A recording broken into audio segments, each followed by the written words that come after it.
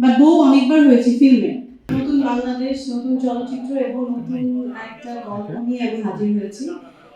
বউ দেখতেই পাচ্ছেন একেবারে ভিন্ন একটা রূপ। ছবিটি যখন হলে গিয়ে দেখবে অবশ্যই ভিন্নভাবেই আমাদেরকে দেখবে। না ঠিক আছে, সুন্দর বলেছে। আসলেই তাই। আর তুমি যে কথাটা বললে ওই কথাটা নিয়ে আমার একটা কথা বলার ইচ্ছা, যে বউ আর মেয়ে একইভাবে চিন্তা করার যে জায়গাটা, আমি বলবো যে বউকে যদি মেয়ের মতো না ভেবেও অ্যাটলিস্ট বউয়ের মতো, বউয়ের মর্যাদা দিয়েও যদি ভাবে বা সেরকম তার জায়গাটাও দেয়, তাহলেও অনেক প্রবলেম সলভ হয়ে যাওয়ার কথা আসলে।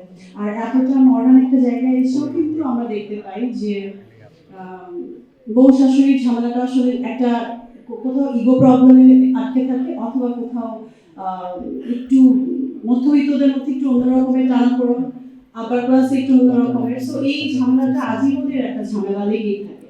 সেটার কিছু চর্চা আমাদের এই ছবিতে দেখা যাবে। এটা তো কোনো বিষয় না মিলানো, কারণ প্রথমত আমি একজন ছোট্ট অভিনেত্রী, তারপরে আমার মায়ের সংসার দেখেছি, আমার খালাদের সংসার দেখেছি, আমার চাচি মামি, আমার নানি দাদিকে দেখেছি। সো আশেপাশের অনেক ফ্রেন্ডদেরকে দেখছি। এটা মেলানোটা খুব একটা কঠিন হবে না। আর আমার ডিরেক্টর আছে এটা মেলানোর জন্য।